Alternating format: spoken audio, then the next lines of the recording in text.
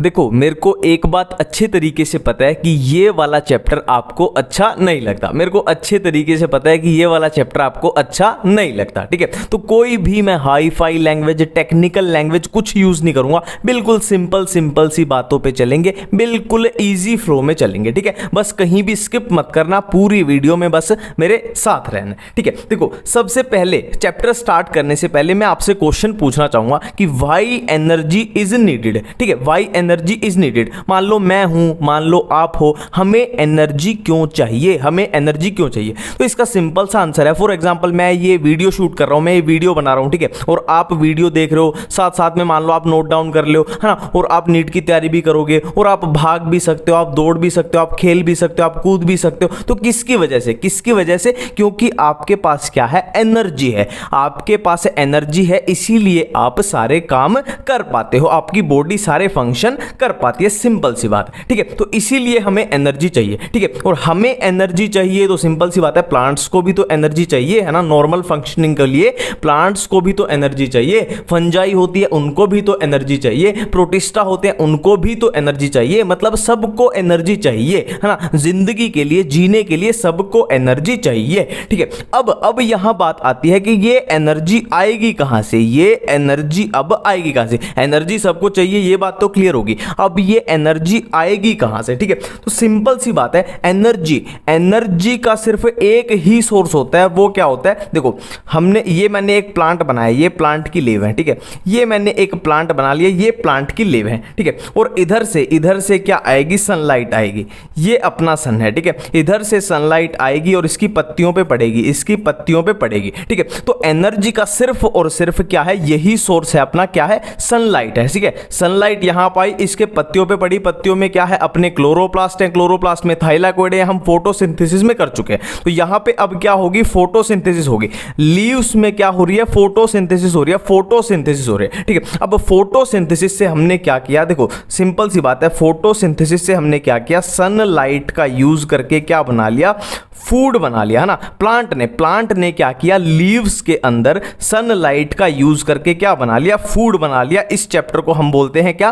Photosynthesis, ठीक है। अब प्लांट की ग्रीन लीव्स में क्या है? फूड बनके तैयार है, ठीक है। फूड बनके तैयार है सिर्फ और सिर्फ कहां पे है? प्लांट की ग्रीन लीव में, ठीक है। मैं एक बात बोलने जा रहा हूं, पूरी दुनिया में लगा के चलो, पूरी दुनिया में जहां पे फोटोसिंथेसिस होती है सिर्फ और सिर्फ वहां पे फूड बढ़ा है ना। मैं फिर से रिपीट करने जा रहा हूं कि पूरी दुनिया की बात करें तो जहां पे फोटोसिंथेसिस होती है सिर्फ और सिर्फ वहां पे फूड पड़ा है। अब हर जगह जहां कहीं भी मेरे पास फूड आएगा, मैं फूड खाऊंगा, आप फूड खाओगे, वो कहां से आएगा? अल्टीमेटली यहीं से आएगा, प्लांट की जहां पे फोटोसिंथेसिस होती है वहीं से आएगा, ठीक है। अब सिंपल सी बात है, देखो ये प्लांट है, प्लांट को क्या होगा? या तो एनिमल खा लेगा, है ना। प्लांट को हम जो भी खाते हैं, हम सब्जियां खाते हैं, पालक खाते हैं, मटर खाते हैं, गोभी खाते हैं, प्लांट ही तो होते हैं। तो या तो इनको क्या करेगा? एनिमल खा लेगा। अब क्या होगा? एनिमल में ये फूड चला जाएगा, है ना। प्लांट ने ये फूड बना लिया था, अब क्या हुआ? एनिमल में ये फूड चला गया, है ना। एनिमल के पास फूड आ गया, सिंपल सी बात है, ठीक है। अब एनिमल क्या करेगा? इस फूड की क्या बना देगा? एनर्जी बना देगा, ठीक है। और क्या हुआ? प्लांट के, देखो प्लांट के ये दूसरे पार्ट है, मान लो ये प्लांट की स्टेम है,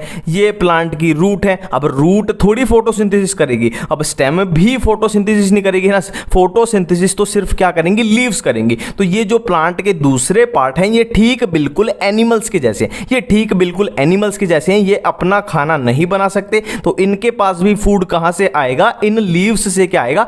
ट्रांसपोर्ट हो गया आएगा, है ना। इनके पास भी फूड इन लीव्स से ट्रांसपोर्ट होके आएगा, ठीक है। अब एनिमल के पास फूड पहुंच गया, प्लांट के बाकी पार्ट्स के पास फूड पहुंच गया, ठीक है। अब इस प्लांट की एक और पॉसिबिलिटी है ना। मान लो 50 साल बाद या 100 साल बाद या 200 साल बाद ऐसा कभी तो टाइम आएगा जब ये प्लांट क्या हो जाएगा? बूढ़ा हो जाएगा, इसकी एज हो जाएगी, तो ये क्या होगा? ये मर जाएगा। ये क्या हो जाएगा? ये मर जाएगा, डेड हो जाएगा।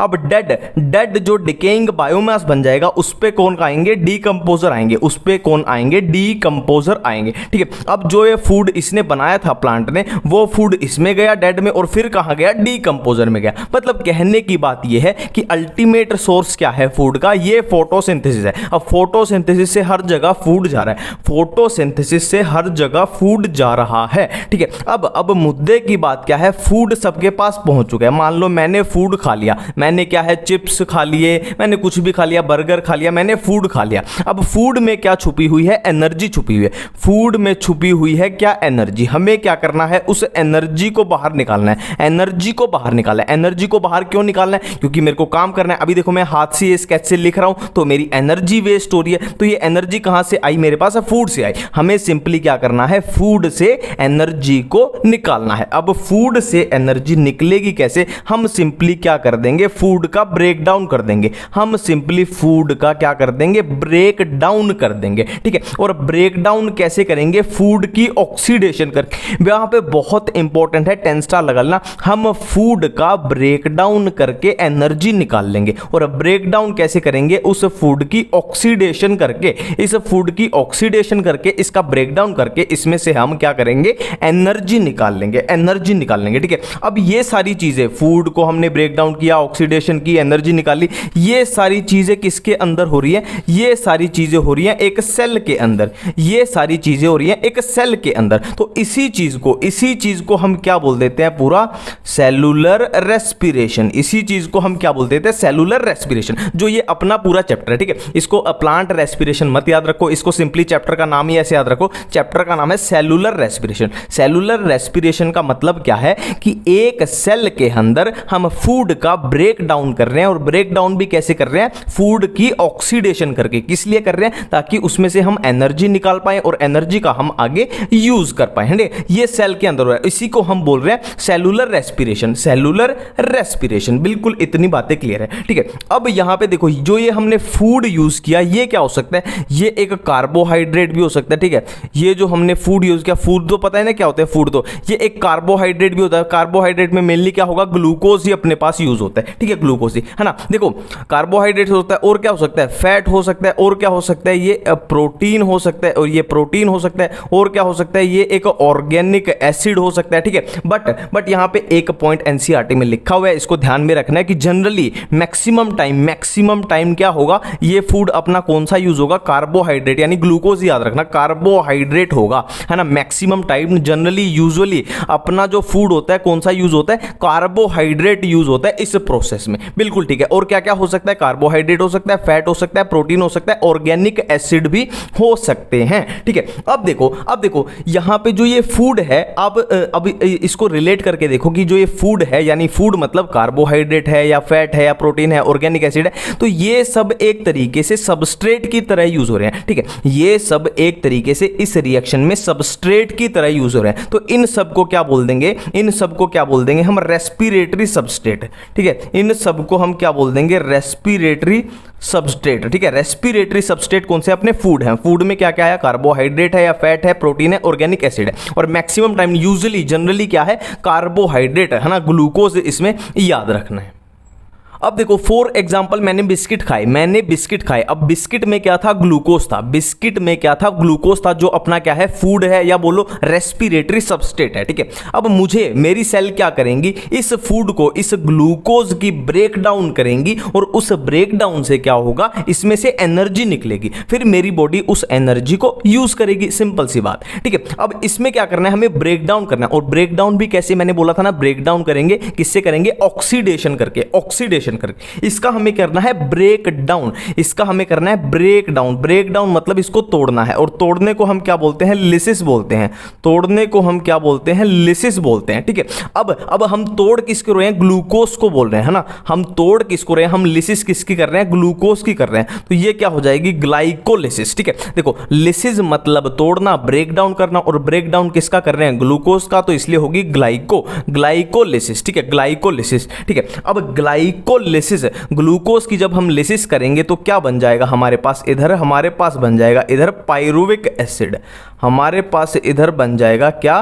पाइरुविक एसिड बन जाएगा। पाइरुविक एसिड, देखो ग्लूकोज 6 कार्बन का कंपाउंड होता है और पाइरुविक एसिड 3 कार्बन का कंपाउंड होता है, ठीक है। तो जाहिर सी बात है पाइरुविक एसिड कितने बने होंगे? 2 मॉलिक्यूल बने होंगे। इतनी बातें क्लियर। देखो हम पहले बेसिक रोड मैप देख लेते हैं, फिर हम एक एक चीज अच्छे से ढंग से कर लेंगे, ठीक है। बिल्कुल ढंग से कर लेंगे, ठीक है। अब देखो अब क्या होता है, इस पाइरुविक एसिड के पास 2 पॉसिबिलिटीज आती हैं। इस पाइरुविक एसिड के पास 2 पॉसिबिलिटी पॉसिबिलिटीज बनती है। दो पॉसिबिलिटीज क्या है, या तो कंडीशन होंगी एरोबिक, या तो कंडीशन होंगी एरोबिक, या कैसी कंडीशन होंगी अनएरोबिक, या कैसी कंडीशन होगी अनएरोबिक। मतलब एरोबिक मतलब ऑक्सीजन की प्रेजेंस होगी, या अनएरोबिक मतलब ऑक्सीजन की अब्सेंस होगी। ठीक है, पायरुविक एसिड के पास दो पॉसिबिलिटीज आई, या तो इसको ऑक्सीजन मिल जाएगी या इसको ऑक्सीजन नहीं मिलेगी, या इसको ऑक्सीजन नहीं मिलेगी। बिल्कुल क्लियर है। ठीक है, पहले ये वाला कर देते हैं। अगर पायरुविक एसिड को ऑक्सीजन नहीं मिली यानी अनएरोबिक कंडीशन आई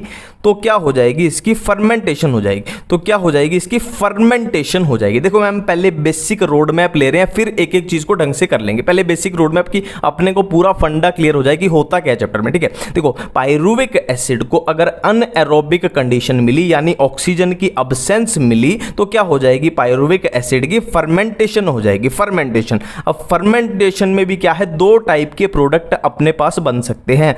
या तो क्या बनेगा, या बन जाएगा एल्कोहल, या बन जाएगा लैक्टिक एसिड, या बन जाएगा लैक्टिक एसिड। ठीक है, एल्कोहल बनेगा तो क्या बोल देंगे, एल्कोहल फर्मेंटेशन, और लैक्टिक एसिड बनेगा तो क्या बोल देंगे, लैक्टिक एसिड फर्मेंटेशन। बिल्कुल सिंपल है, नाम से ही क्लियर हो गया। ठीक है, अब दूसरी पॉसिबिलिटी पे आते हैं कि अगर ऑक्सीजन मिल गई तो क्या होगा। अगर ऑक्सीजन, पायरुविक एसिड को ऑक्सीजन मिल गई यानी एरोबिक कंडीशन हुई तो क्या होगा, तो क्या होगा, ये जो अपना पायरुविक एसिड है ये किस में कन्वर्ट हो जाएगा, ये कन्वर्ट हो जाएगा एसिटाइल को एंजाइम ए में। ये कन्वर्ट हो जाएगा एसिटाइल को एंजाइम ए में, और इसको क्या बोलते हैं, इस प्रोसेस को हम क्या बोलते हैं, लिंक रिएक्शन या गेटवे रिएक्शन या लिंक रिएक्शन हम इसको बोलते हैं। ठीक है, लिंक रिएक्शन बोलते हैं। ठीक है, अब क्या होगा, ये एसिटाइल को एंजाइम ए यहां पे चक्रियां घुमाएगा, यहां पे चक्रियां घुमाएगा, यहां पे चक्रियां घुमाएगा, और इस चक्री घूमने को हम क्या बोलते हैं,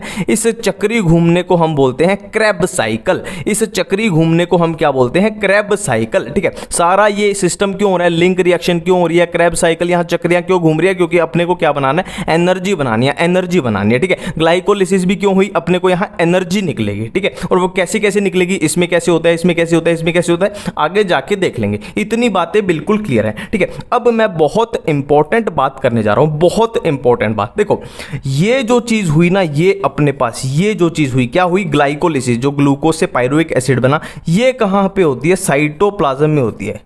ये कहां पे होती है, साइटोप्लाज्म में होती है, ये होती है साइटोप्लाज्म में। और एरोबिक कंडीशन जहां भी आपको दिख जाए ना, देखो नॉर्मल जनरल बता रहा हूं, इन जनरल की बात बता रहा हूं कि एरोबिक कंडीशन मतलब ऑक्सीजन के जहां भी लेन देन की बात दिख जाए वो कहां पे होगा, अपना माइटोकॉन्ड्रिया में। मतलब ये लिंक रिएक्शन और क्रेब साइकिल ये कहां पे होंगी, अपनी माइटोकॉन्ड्रिया में, माइटोकॉन्ड्रिया में। ठीक है, माइटोकॉन्ड्रिया में भी कहां पे, माइटोकॉन्ड्रिया के मैट्रिक्स में होंगी, माइटोकॉन्ड्रिया के मैट्रिक्स में होंगी। इतनी बातें बिल्कुल क्लियर हैं। ठीक है, ये कहां पे हुई ग्लाइकोलिसिस, अपनी साइटोप्लाज्म में, और ये कहां पे हुई, माइटोकॉन्ड्रिया के मैट्रिक्स में। ठीक है, अब देखो मैं आगे बहुत इंपॉर्टेंट बात करने जा रहा हूं। ठीक है, देखो अगर मैं यहां से इसको छुपा दूं, ऐसे यहां से मैं छुपा दूं तो आपको बिल्कुल भी नहीं पता चलेगा कि एरोबिक कहां है, अनएरोबिक कहां है। ठीक है, यहां तक एरोबिक और अनएरोबिक बिल्कुल सेम चल रही है। मतलब जो ग्लाइकोलिसिस है वो एरोबिक के लिए और अनएरोबिक कंडीशन के लिए बिल्कुल सेम है। जो डिफरेंस आया वो आगे आया, बिल्कुल क्लियर है। ठीक है, अब देखो बिल्कुल क्लियर करते चलना है। देखो एरोबिक में ग्लाइकोलिसिस होगी, बिल्कुल होगी। एरोबिक में ग्लाइकोलिसिस होगी, बिल्कुल होगी। ठीक है, नेक्स्ट देखो, लिंक रिएक्शन एरोबिक में होगी, बिल्कुल होगी, अनएरोबिक में नहीं होगी। क्रेब साइकिल एरोबिक में बिल्कुल होगी, अनएरोबिक में नहीं होगी। ठीक है, फर्मेंटेशन एरोबिक में नहीं होगी, अनएरोबिक में बिल्कुल होगी। Alcohol fermentation, lactic acid fermentation. इतनी बेसिक सी बातें बिल्कुल क्लियर हैं।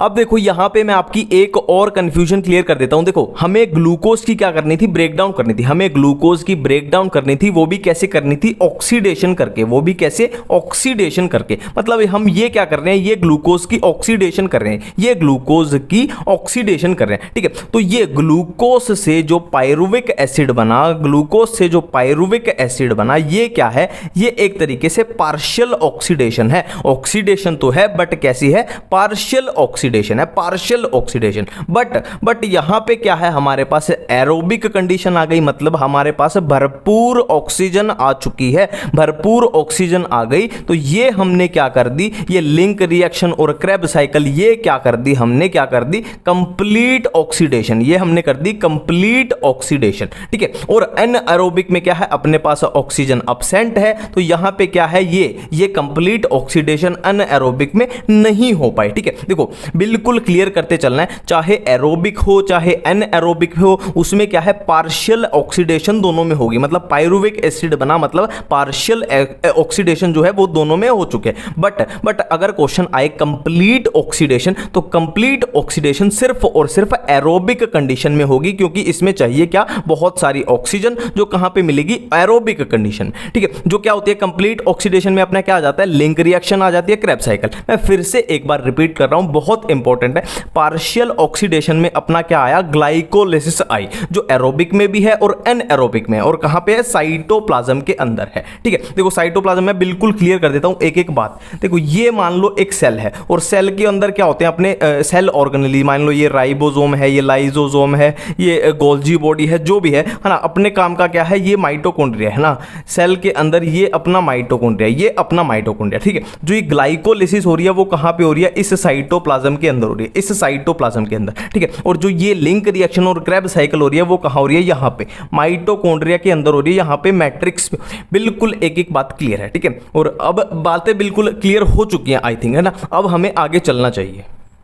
अब देखो यहां पे अपनी सारी प्रोसेस देख लेते हैं, ठीक है। देखो सबसे पहले क्या हुई थी, ग्लाइकोलिसिस हुई थी, जो एरोबिक में भी होगी और अनएरोबिक में भी होगी ना, दोनों के लिए कॉमन है। और कहां पे होगी इसकी location, cytoplasm of the cell, ठीक है। अब हमारे पास दो पॉसिबिलिटीज आती हैं, या तो एरोबिक कंडीशन यानी ऑक्सीजन की प्रेजेंस, या अनएरोबिक कंडीशन ऑक्सीजन की अब्सेंस, ठीक है। ऑक्सीजन की प्रेजेंस यानी एरोबिक कंडीशन में क्या होगा, लिंक रिएक्शन होगी, लिंक रिएक्शन के बाद क्या होगी, अपनी क्रेब साइकिल होगी, ठीक है। ये सब किस लिए कर रहे हैं हम, सिर्फ एनर्जी बनाने के लिए, यहां से एनर्जियां निकलेंगी, एनर्जी निकलेंगी, बिल्कुल क्लियर है। और अनएरोबिक कंडीशन में क्या होगी, फर्मेंटेशन होगी। अब फर्मेंटेशन का जो प्रोडक्ट है वो अल्कोहल बना तो क्या होगी, अल्कोहल फर्मेंटेशन, और लैक्टिक एसिड बना तो क्या होगी, लैक्टिक एसिड फर्मेंटेशन। इतनी बातें बिल्कुल क्लियर है। और एक मैंने बात बताई थी कि ग्लाइकोलिसिस तक क्या होता है, देखो ग्लूकोज की हमने की ग्लाइकोलिसिस, और क्या बना था, पायरुविक एसिड, वो क्या था, अपना पार्शियल ऑक्सीडेशन। और कंप्लीट ऑक्सीडेशन क्या था, link reaction plus Krebs cycle में जो होगा वो होगा कंप्लीट ऑक्सीडेशन, ठीक है। तो ये तो हमने अभी तक जो किया वो रिवाइज कर लिया, ठीक है। अब बात करते हैं एनर्जी की, ठीक है। देखो इनको मैं नेक्स्ट पार्ट में, इस चैप्टर के दूसरे पार्ट में बताऊंगा कि ग्लाइकोलिसिस में पूरी में क्या होता है, लिंक रिएक्शन में क्या होता है, क्रेब साइकिल में क्या होता है, दूसरे पार्ट में हम कवर करेंगे, है ना। और मैं इसीलिए छोटी वीडियो बना रहा हूं, इसको दो पार्ट में इसीलिए डिवाइड कर रहा हूं, ताकि ये मुश्किल चैप्टर है, थोड़ा आपको अच्छे से समझ आए, दिमाग पे लोड ना पड़े, ठीक है। अब बात करते हैं हम एनर्जी की। देखो हमारे पास एनर्जी यहां पे तीन टाइप से बनेगी, तीन टाइप से अपने को एनर्जी दिखाई देगी, या तो डायरेक्ट एटीपी की फॉर्म में, या कौन सी फॉर्म में, NADH प्लस H प्लस, मतलब कुल मिला के याद रखो NADH, ये आपको दिखना चाहिए, NADH वाली फॉर्म में या FADH2 वाली फॉर्म में, ठीक है। तीन टाइप से हमको एनर्जी दिखेगी, या तो डायरेक्ट एटीपी की फॉर्म में दिखेगी, या NADH वाली फॉर्म में दिखेगी, और या FADH2 वाली फॉर्म में दिखेगी, ठीक है। अब एटीपी डायरेक्ट है तो ये तो डायरेक्ट ही हो जाएगा, एक एटीपी का मतलब क्या है, एक एटीपी, ठीक है। और NADH, ये NADH प्लस H प्लस, ये वाली एनर्जी का मतलब होता है कि NADH वाले में से कितने एटीपी निकलेंगे, तीन एटीपी निकलेंगे, ठीक है। एक NADH वाले मॉलिक्यूल से कितने निकलेंगे, तीन एटीपी निकल सकते हैं, ठीक है। और एक FADH वालों से कितने, दो एटीपी निकल सकते हैं, बिल्कुल याद रखना, NADH वाले से तीन एटीपी और FADH2 वाले से दो एटीपी हमें मिल सकते हैं, ठीक है। अब मैं एक इंपॉर्टेंट बात बोलने जा रहा हूं, देखो जो डायरेक्ट एटीपी होता है ना, डायरेक्ट एटीपी वो एक तरीके से कैसा है, कैश की तरह है ना, कि हमारे पास कैश पैसा पड़ा है ना, मान लो 50,000 रुपए हमारे पास कैश पड़े, तो ये कैश की तरह हम कभी भी यूज कर सकते हैं। बट जो ये है ना NADH और ये FADH2, ये क्या है, एक तरह से बैंक का वो चेक होता है ना, बैंक का चेक होता है, ये चेक की तरह है कि हमें बैंक में इसे हमें निकलवाने जाना पड़ेगा, है ना। हम इसको कैश को डायरेक्ट यूज करते हैं, बट ये क्या है, एक चेक की फॉर्म में पड़े हैं, मतलब ये एटीपी इनमें छुपे पड़े हुए हैं। हमें कहाँ जाना पड़ेगा? हमें बैंक में जाना पड़ेगा।